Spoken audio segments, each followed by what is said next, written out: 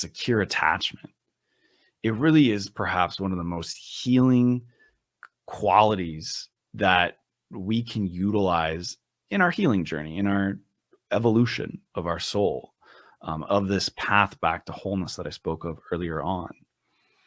And of course, that comes with a level of safety, a level of feeling seen and understood and supported unconditionally in such a way that really catalyzes this authentic expression of us to come forth. And that's a really, really potent, it's so simple. And to me, I find myself being almost really sad about it because somehow, some way it's been really lost on us as human beings. According to attachment theory, I mean, at least 50%, probably a lot more have what's called an insecure attachment style. And, there's a lot of suffering involved with those. And, they don't teach this stuff in school. Well, some schools, but let's just say the average person doesn't really understand the blueprint of our relational qualities. And so to be able to have someone to mirror that back to you, to be able to just kind of give you a little bit more ease, some permission just to be right exactly where you are. Wow. So simple. So simple. Yet, unfortunately, not as abundant as it should be, not as common as it should be. So it is truly a gift. Since I've learned about attachment theory and I've been learning more from you, has been fascinating me. And it's a riddle too, especially in how it relates to attraction. I found it to be really fascinating to notice how avoidance and anxious attachment styles attract in me, how these behaviors we recreate these behaviors of our childhood, these attachment styles. And, I'm just playing with this. I'm seeing this as this kind of map that instead of pathologizing people or myself with it, the way I've been using it lately, just to be like, okay, everyone's on this map. Everyone's it's like this dial on an airplane that's bouncing back and forth between full and empty.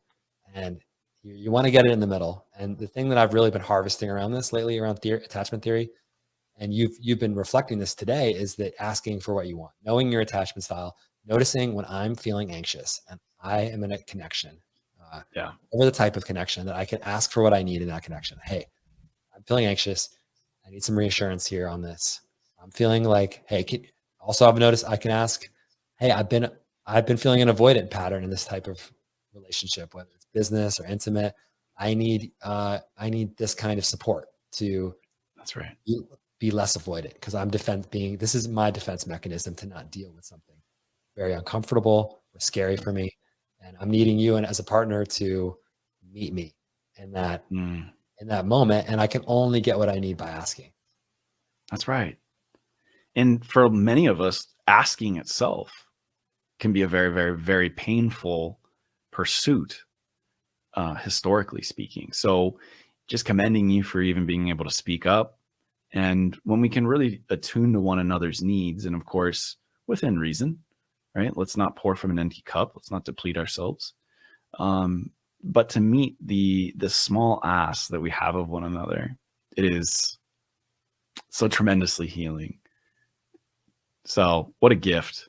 And I'm so happy that you've been diving further into attachment theory. And I wish that for everyone, because I think it puts together, to answer your question, the tools that lead you to understanding your purpose. I think attachment theory is a really big one. Yeah. I mean, so with attachment theory too, I think the thing I've learned too is not to just apply it to others so easily, but to really first go inwards and see where I'm at on this thing. That's been my biggest lesson on it too. And when it comes to purpose and attachment theory, expand a little bit on the connection between how that theory and purpose work together. Sure. Yeah. To your point, Jake, it does exist on a continuum. So just going about trying to profile someone, saying, maybe they have an avoidant developmental attachment I've just been hearing that style, or what's that?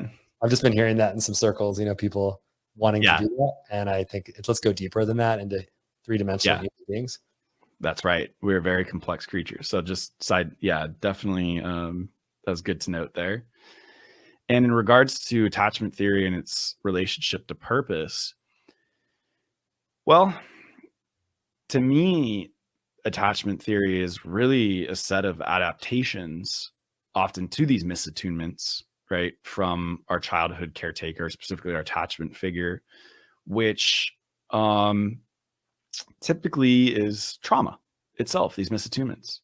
And so, because our meet needs were not met in whatever capacity as a child, we developed these adaptations in order to cope with them, right? In order to cope with the emotional pain that arose perhaps from this ongoing conflict or this ongoing circumstance. And so when we're talking about learning how to get back to a place of wholeness, to get back to a place of secure attachment, which I think is a very important part of living our purpose, is having a secure attachment in all of our relationships. This provides us a blueprint, right? Just like maybe if you were to remodel a house, on how to create those upgrades, on how to go about doing the deep inner work so that we can construct a new version, a new evolved version of self. So it gives us almost some cheat codes in a sense. It gives a little bit of a head start around, because this can be a really puzzling pursuit to figure out, hey, what's wrong with me? Why am I doing this? And why did this happen this way? And I think when we start to understand attachment theory, and specifically the attachment styles, it starts to give us somewhat of a framework to use to start navigating that process from, let's just say, painful behaviors, behaviors that might be more indicative of trauma responses, right, to purpose responses, purpose behaviors, the things that nourish our soul and fill us up. Yeah. And I think that when I'm out of balance with my relationships and my attachment style, yeah, I just find myself, yeah, it feels like not me. You used that before. I feel like I don't get that. So I really relate to that Absolutely. answer. Yeah. Yeah. We do the things that tend to cause us ongoing pain. Yeah. While they are brilliant adaptations to what felt like maybe unmanageable emotional pain as a child, really is actually causing us more pain as adults.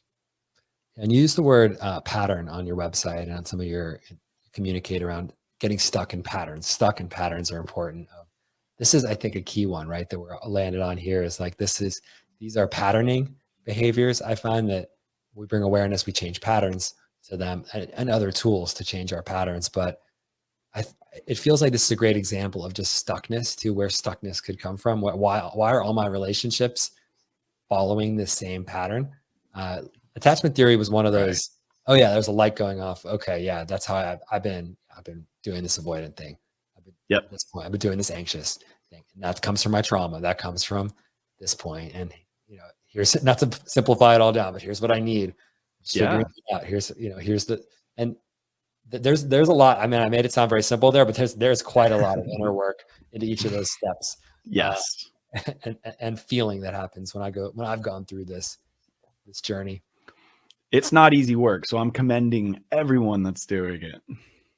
Yeah, it's definitely not easy. Sure is worth it though. It sure is worth it. And that's Sure why is worth it.